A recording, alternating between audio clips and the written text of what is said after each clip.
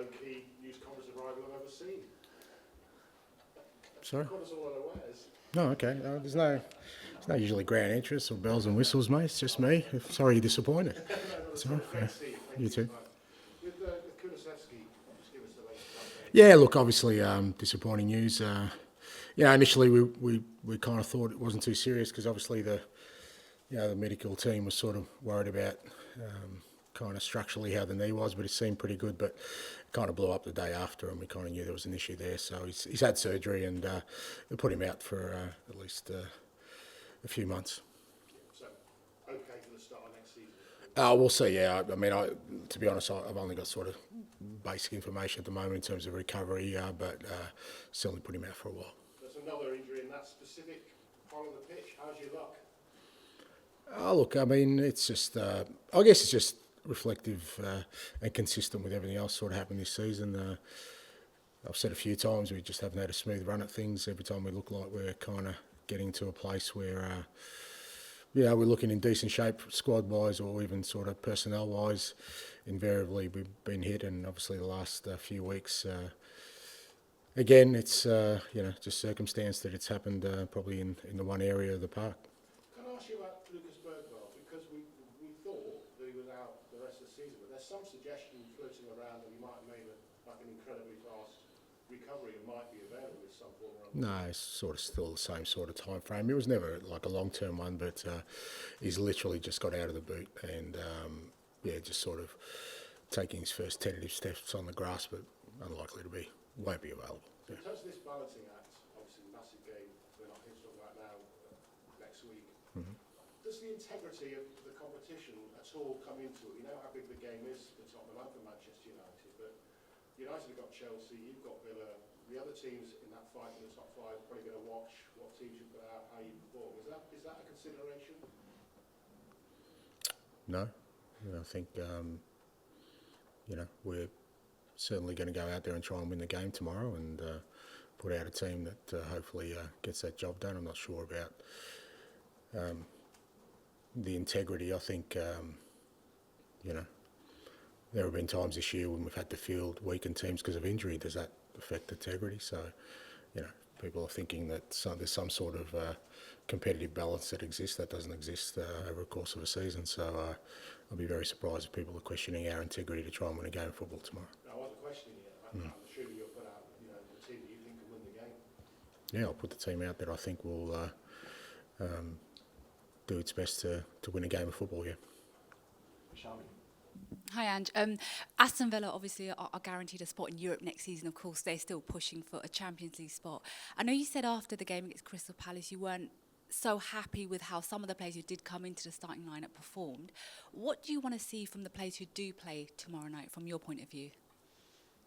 Yeah, I think, as I said, I mean, we understand the sort of the challenging situation we're in, and particularly the players, because when you're making sort of 7 or 8 changes in a team lineup, sort of throwing players together, it is very difficult for them. But even within that context, I still felt we could have performed better on the day, collectively and individually, and that's a challenge for the players, to try and seize the opportunity that's before them. There's a game tomorrow where obviously we want to, try and perform well and pick up a result, but also an opportunity for them to kind of put their name forward for, the big game the following week, because as we've already seen in the past couple of weeks, as much as you like to think there's an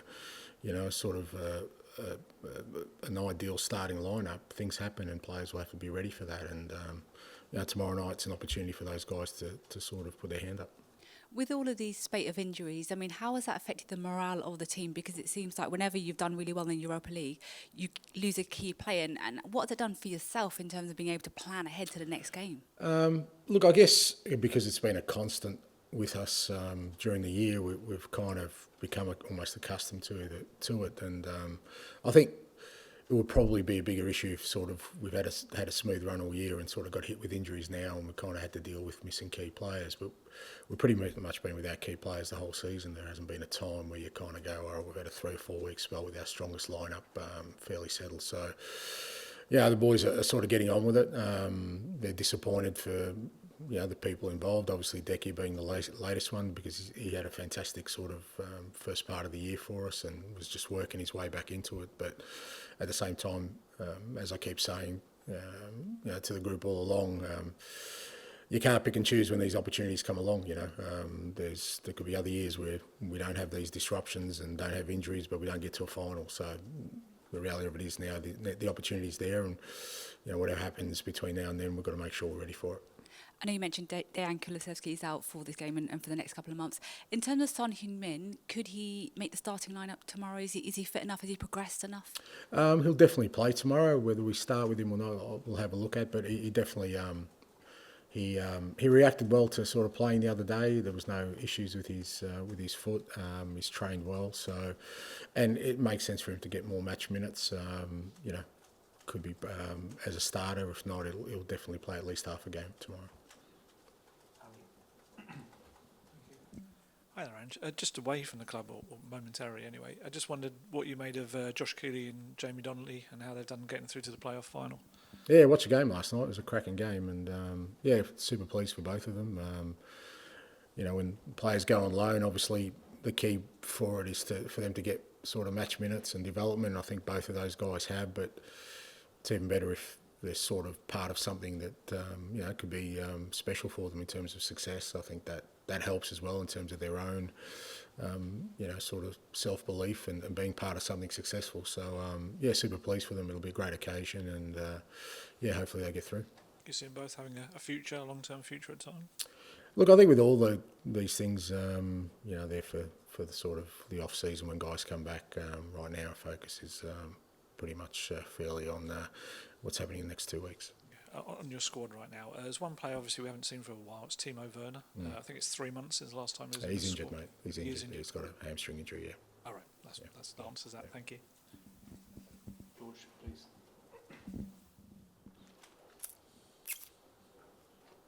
Hi, Ange. In terms of Dejan, obviously he's hugely disappointed. I mean, how kind of gutted are you for him, especially given kind of the journey he's had this season, how key he's been as well for this run? Yeah, look, gutted for him, gutted for Lucas, and gutted for Matters and Radu, and because, and again, say all four of those, it's not like, knock on wood, we've had enough of those, but it's not like a muscle injury or anything. It's just just circumstance, stuff that probably happens every football game, but doesn't have the damage that, and unfortunately for them, it came at the wrong time of the year. So. Yeah, gutted for Decky, because like I said, I thought there was real growth in him this year. We kind of, sort of integrated him to a new position, which I think he was really getting to grips with and really making an impact. And I think he's grown as a player this year. He captained his country, and then sort of got hit with a foot injury, which set him back. But then, typically him, he worked hard at rehab, and it was really important for us. Away at Bodo and sort of started looking like he was getting back to himself, which would have been great for us. So for him to get another setback is disappointing. And but he's a very mentally he's a very strong guy, and I'm sure he'll use this as a catalyst to come back stronger. Just in terms of a timeline for him, you mentioned a few months. I mean, you type in that surgery online, which is never a good thing, and it comes up with 6 to 12 months. You don't expect it to be as long as that, or as soon as... No, it wouldn't be sort of nowhere near as 12 months. But again, me putting a time frame on it wouldn't be right, because it's something that that we'll get sort of. He only had the surgery yesterday. We'll get some more information, and a lot of that just depends on how players sort of progress. But it's fair to say months, but how many months I wouldn't speculate at the moment. And you used 3 players that started at Bodo against Palace, or started them. The other 7 outfield players, will they all be expected to play some sort of type of minutes tomorrow? Is there 1 or 2 you might try and keep out? Yeah, we'll see. We'll see. Kind of got training today, and like I said, it's a bit of a balancing act. We obviously, tried to navigate that last week by protecting a few, which we had to, and it still didn't work out. We still lost the player. So I'll sort of take all that into consideration over the next sort of few hours. Okay, we'll end the broadcast section there. Move on to the embargoed section for 10:30 p.m. tonight. Dan?